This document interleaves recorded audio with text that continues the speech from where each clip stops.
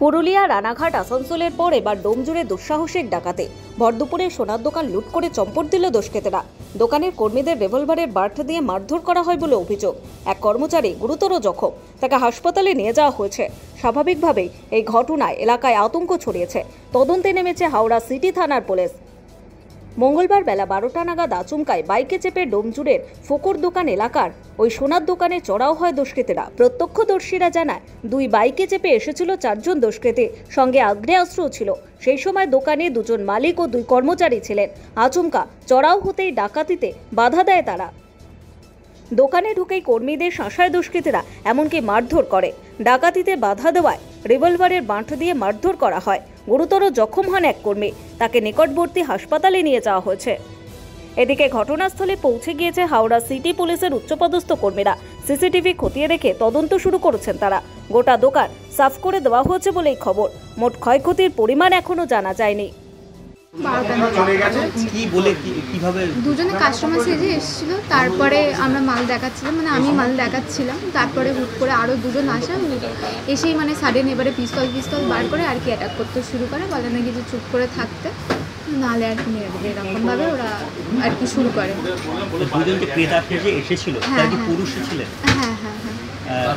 আপনারা যখন কত টাকা দামি জিনিস প্রথমে বার করলেন? এমনি নর্মাল হবে আপনার 10 এরকম হাজারের ভিতরে মাল হবে, ছোট জিনিস আর কি, ছোট পেন্ডেন্ট হয়, ছোট পেন্ডেন্ট দেখাতে আর কি নাম করে আর কি এসেছে। কাস্টমার সাথে যখন এসেছিল তারা মুখে কিছু বেঁধেছিল না? না না না, স্বাভাবিক। হ্যাঁ। এই যে বন্দুক যখন বার করলেন তখন আপনার দোকানে কতজন ছিলেন? আমরা 3 জন ছিলাম। আপনি যেমন ছিলেন আর দোকানে 2 মালিক ছিল। 2 মালিক ছিল। তারা কি আঘাত? হ্যাঁ হ্যাঁ, তারা এখন অ্যাডমিট আছে। মাথায় মেরেছে। হ্যাঁ, মানে বুঝতে নিয়ে গেছে। প্রথমে দেখছি। তারপরে যখন বন্দুক বার করলেন তখন আপনারা আতঙ্কিত হয়ে পড়লেন এবং আপনার চোখের সামনেই দাঁড়িয়ে আপনারা ওরা জিনিসপত্র বার করতে, সেটা তাই তো? দোকানে যাবতীয় মাল সবই খুলে? হ্যাঁ, ওই মানে ডিসপ্লেতে যেগুলো ছিল সমস্ত নিয়ে গেছে। সমস্ত নিয়ে গেছে। যারা মানে আক্রান্ত হয়েছেন তাদের নাম এবং? শঙ্কর দাস, রাকেশ দাস, দুজনই মালিক ছিলেন। ওনাদের বাড়ি কোথায় ছিল? পার্বতীপুরেই বাড়ি। মানে মারধর করা হচ্ছে? হ্যাঁ, মানে আমরা চাইছিলাম যাতে একটু কথা জোরে বলতে, যাতে বাইরে থেকে লোকজন আসে, তো সেই জন্য দাদা একটু কথা বেশি বলছিল, তাই জন্য দাদাকে বেশিভাবে মারা হয়েছে। গুলি কি চালিয়েছে? না, গুলি চালাইনি। আমি পিস্তল বার করেছি।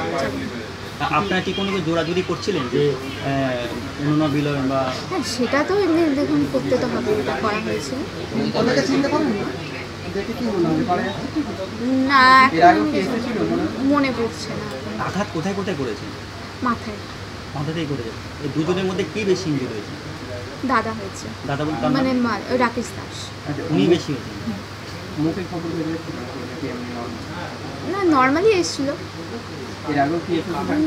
না না না, চেনা লাগেনি। আচ্ছা, তারপরে কি ওনার দেখিনি আমি ওটা। তারপরে বেরিয়ে যান? হ্যাঁ। আচ্ছা, পুলিশ তারপরে কখন আসে? তার কিছুক্ষণ পরেই চলে আসে। আপাতত পুলিশ কি পদক্ষেপ নিয়েছে বা? আমি এখন তদন্ত করছে, দেখা যাক। এখন সেরকম কিছু আমরা বলতে পারি না, এই সবে ঘটনা হয়েছে। এখন আমি 4 জন। কিন্তু 2 জন ক্রেতা থেকে ঢুকেছিল? হ্যাঁ। আর 2 জন কি বাইরে ছিল? বাইরে, হ্যাঁ।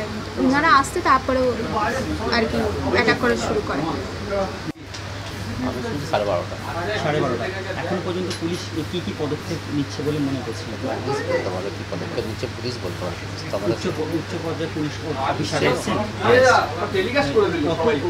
কত মোটামুটি টাকার গয়না আনুমানিক হতে পারে? সেটা আমার সাদাবাবু যিনি আছেন রাকেশ দাস, উনি বলতে পারবেন। উনি প্রধান মালিক ছিলেন নাকি? আনুমানিক একটা আন্দাজ?